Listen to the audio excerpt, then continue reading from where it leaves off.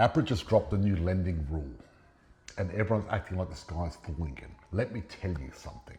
This is not a lending freeze. It's not a market killer. And in fact, this might be one of the best buying windows you'll get before the next major upswing.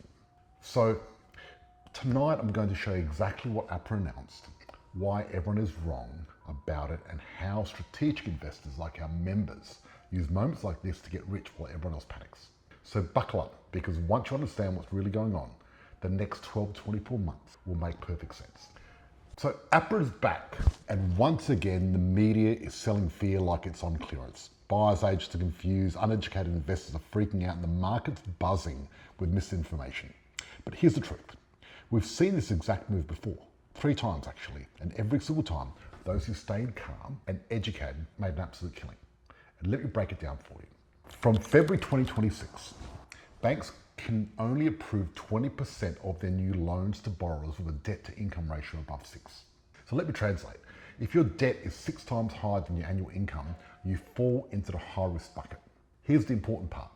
Banks are already between 4 to 12% of that category, meaning no freeze, no collapse, no lending cliff, no drama. APRA's not shutting the door, they're just locking out people on the edge. Now, is this a good or bad thing?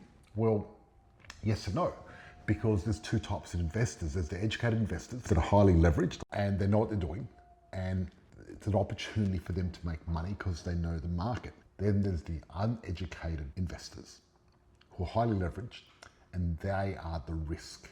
So unfortunately, APRA is punishing both educated and uneducated investors because they want to reduce the risk and really control the system.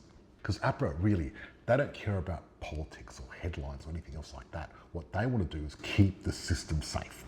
And is it a good or bad thing? Look, APRA are quite conservative, but they have kept the market in Australia safe. Because you look at what happens in the US, where they go gangbusters, and is it sustainable? Is there going to be a crash? Maybe. But APRA are stopping the possibility of a crash happening in Australia. And they're one ahead of everything. So this is what they're looking at. There's massive migration. There's extreme rental shortages, fast rental growth, high household debt, rising investor activity, and prices staying strong despite high rates. APRA's basically saying, let's slow down the fragile borrowers so the system stays healthy.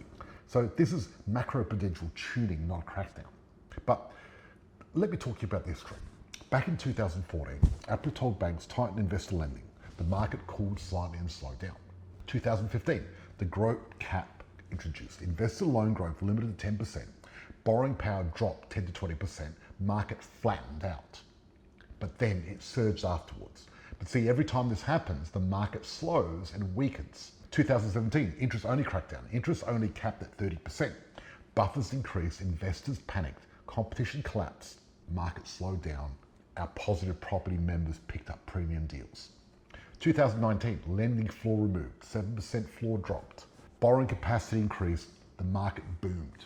2021, buffer raised again, COVID boom response, market cooled. Now, 2026, the DTI cap. This is the lightest APRA intervention we've seen in a decade, and it doesn't even affect most people. History doesn't repeat, but it does rhyme. So right now, the rhyme is saying temporary cool off, optimal buying window, next upswing. Okay, so what is it saying? It's got to cool down because headlines and emotions affect market sentiment. So because of that, people are going to slow down. So who gets hit the most? Pepper, Liberty, Bluestone, Resimac, First Mac, Latrobe, right? Because they're marginal lenders and they take complex and high DTI and borderline cases. So when APRA tightens, even though non-banks aren't regulated by APRA, they still tighten their own criteria to avoid becoming the lender of last resort, meaning fringe borrowers drop out, competition reduces, quality investors suddenly have more room, and good property become easy to secure because you've got less competition. This is why educated investors love the APRA cycles, and this is why we jump in the cycle when it's slowing down, not when it's going up. Let's talk about the domino effect. So fewer investors qualify, fewer investment properties purchased, fewer investment properties equals less rental supply plus migration, rents go up, Rents rise, cash flow improves, more investors come back later. This creates a classic accumulation window, and you're already inside it. So, what does this mean for you as a positive property member? It means you're competing in a quieter market. It means you have more negotiating power. It means the emotional buyers are gone, and it means the people who overstretch themselves are filtered out. So this gives us opportunities because properties are hard to come by. Personally, I think it's a good thing for us. I like it when the market pauses and gives us a little bit of room to move and accumulate more properties. So whenever the market cools down or pauses, that's when I'm jumping in and trying to get as many as I can, because that's the time to do it. But also, if you're a DTI times 6, one of those marginal people, what you want to do is get in there before everyone else gets in there and do what you need to do. So we saw the same move in 2017, 2019, and guess what? Positive property members, the ones who stayed calm and strategic, absolutely cleaned up and made a shit ton of money. They bought when the amateurs panicked, they held through the noise, and they rode 2019, 2021 upswing like pros. And this is the exact same setup that we're doing again. So what do you do next? 1, check your borrowing power now. Banks always tighten the internal rules before external rules kick in. Line up your finance early. Don't wait till the herd returns. Identify your next 1 or 2 properties you're going to buy.